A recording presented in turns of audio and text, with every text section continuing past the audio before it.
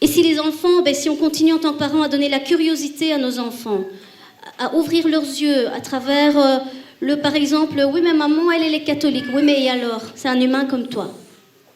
Donc si les parents restent éveillés aussi à ce niveau-là, moi j'ai espoir que dans une vingtaine d'années ou une trentaine d'années, on ne tombera plus sur des scènes comme celle-là. Et même si on tombe sur des scènes comme le meurtre de cet imam, les salles seront beaucoup plus remplies qu'aujourd'hui. Parce que nos enfants, qui sont les futurs citoyens, seront beaucoup plus conscientisés avec un travail de terrain qui est plus profond et plus intense. Voilà, un tout grand merci à tous pour votre écoute et votre attention. Merci Shaima.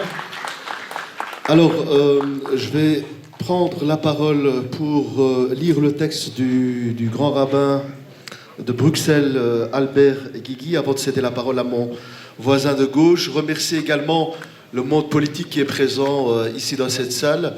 Je vois le député, notamment Ahmed El-Khanous, également Fouad Haïdar, des conseillers également, que ce soit Farida Tahar et d'autres présents. Et donc des responsables associatifs, c'est important parce qu'on pourrait avoir le sentiment que la salle n'est pas remplie, c'est vrai, comme l'a dit mon voisin à droite. Mais c'est vrai que les gens qui sont ici, ce sont des gens de grande qualité. Et je voulais vraiment les remercier. Alors voilà, je vais faire quelque part le porte-voix, si vous le permettez, du rabbin. Et je vais lire son texte. Voilà. Alors, je voudrais avant tout féliciter les organisateurs de cette journée et les remercier d'avoir pris cette initiative heureuse. Je voudrais aussi m'excuser auprès de vous et vous dire à tous et à toutes combien je regrette de ne pas être présent parmi vous en cette journée de commémoration de feu l'imam Dahdour, que Dieu ait son âme. L'imam Dahdour, par sa vie, par son œuvre, incarne le vivre ensemble et était un exemple et un modèle pour chacun et chacune d'entre nous. L'imam Dahdour était un homme d'ouverture et de dialogue. Il ne parlait pas seulement, il joignait l'acte à la parole. Je n'oublierai jamais ce jour de fête religieuse israélite où l'imam Dahdour était venu à la grande synagogue de Bruxelles, entouré de membres de sa mosquée et accompagné par des représentants d'autres cultes. Il a assisté à l'office de la fête et à la fin de l'office, il a pris la parole dans la grande salle des fêtes en prônant l'amitié entre les hommes, le respect de l'autre et l'acceptation de l'autre tel qu'il est. Quelques mois après, il nous a invités dans sa mosquée pour une cérémonie œcuménique.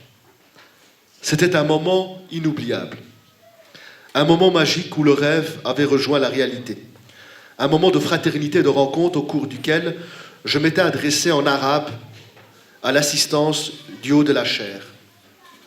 Ce moment restera dans ma vie un des moments les plus forts de mon existence. L'imam ne plaidait pas seulement pour le dialogue. Là où il allait, il prêchait l'ouverture et la tolérance.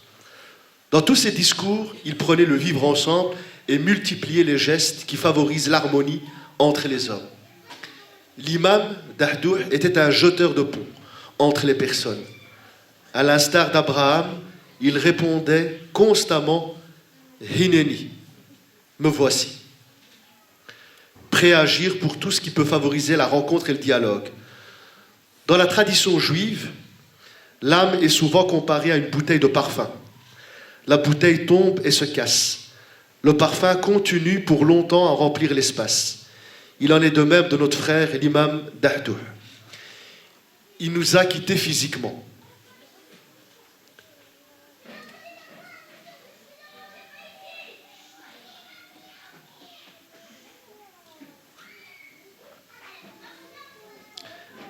Mais il continuera à vivre parmi ceux et celles qu'il a aimés. Il continuera à vivre grâce aux belles œuvres qu'il a constamment réalisées.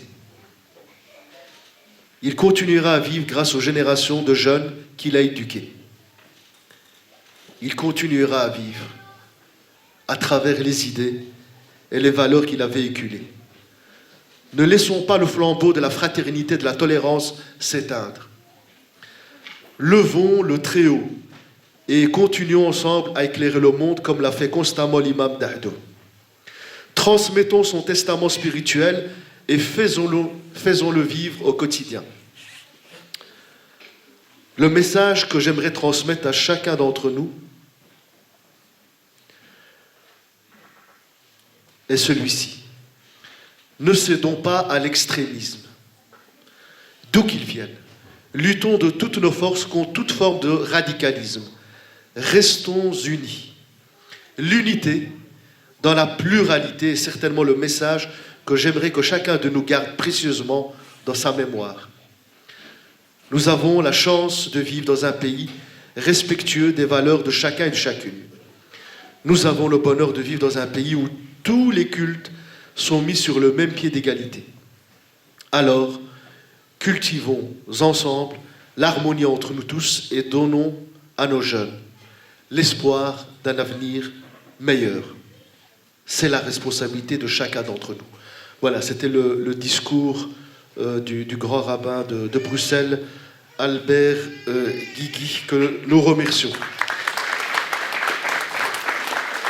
Alors, à ma gauche, je vais céder la parole à mon voisin ici.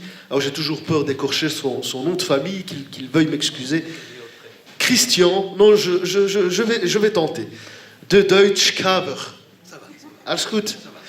Voilà, Bodin, qui est un prêtre diocésain. Merci à vous. Bien, pouvoir parler la langue de l'autre est parfois difficile, c'est ça? C'est vrai que le titre de la célébration de cet après-midi, si on peut dire, m'a un peu interloqué. Parce que je me disais, un rempart, c'est quand on se sent menacé. Est-ce que vraiment la religion serait un rempart? J'ai repensé au moment où j'ai commencé le métier d'inspecteur du cours de religion catholique, comme ça a été dit. Et très vite, je me suis rendu compte que être inspecteur, entrer dans une série d'écoles, j'en avais 140, entrer dans une série d'écoles et avoir des contacts là, non seulement avec des catholiques, mais aussi avec des gens qui pensaient autrement, religieux ou non, eh bien c'était quelque chose de fantastique. C'était quelque chose où on pouvait découvrir le vivre ensemble. Plusieurs fois déjà, on a parlé de vivre ensemble maintenant. Vivre ensemble, ça ne se fait pas avec des remparts. Vivre ensemble, ça se fait, comme on l'a suggéré, en mettant des paroles en action, en étant animé sans doute de quelque chose de profond qui nous fait découvrir que l'autre a quelque chose de commun avec moi. Bon, les circonstances actuelles, enfin l'actualité, me fait évidemment penser à un personnage que les catholiques connaissent bien, peut-être les musulmans aussi, un certain saint François d'Assise, et qui, à une époque où des guerres se faisaient entre l'Europe et le monde islamique, a osé faire le voyage d'Italie chez le sultan d'Égypte pour se rencontrer, pour échanger, pour découvrir mutuellement ce qu'ils comprenaient de la relation à Dieu.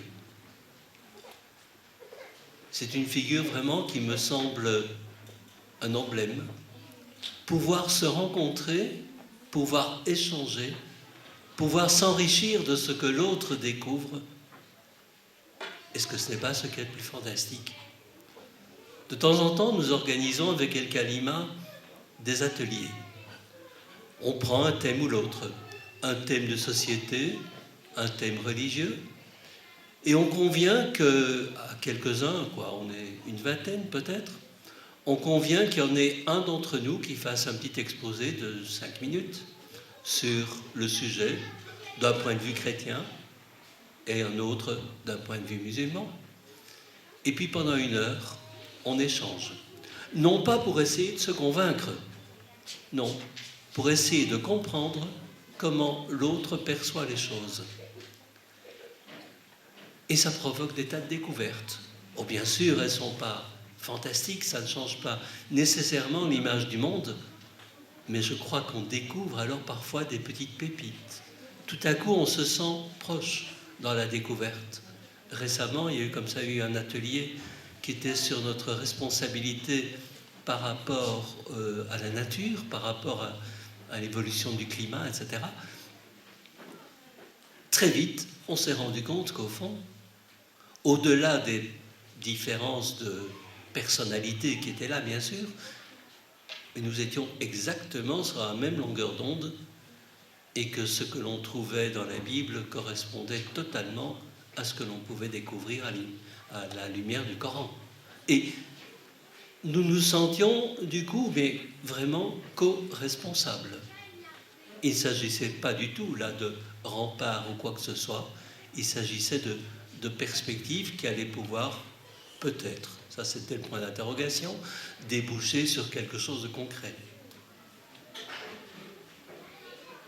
Pouvoir être ainsi animé d'un souffle, ben, certains exemples, puisqu'on m'a demandé d'être concret, certains exemples sont assez connus. Encore une fois, du côté catholique, il y a une certaine sœur Emmanuelle qui travaillait au Caire. Je ne sais pas si vous avez encore entendu parler d'elle. Une sœur qui est décédée il y a pas longtemps, il y a 3 ans peut-être. Elle avait pratiquement 100 ans.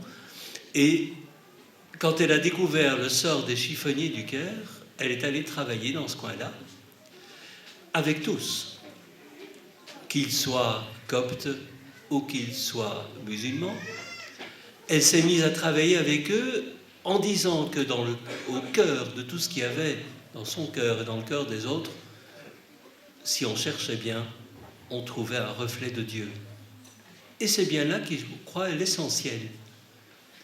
Je vais prendre un exemple qui s'est passé dans une école, une petite école de quartier, il y a quelques années déjà. Le directeur était un chrétien. C'était une école catholique, mais avec beaucoup d'enfants musulmans. Alors, le directeur était un chrétien et il donnait l'importance à sa relation à Dieu. Il la symbolisait par une petite lumière, une petite flamme, comme il y en a là-devant. Une petite flamme qu'il allumait devant une icône, une représentation.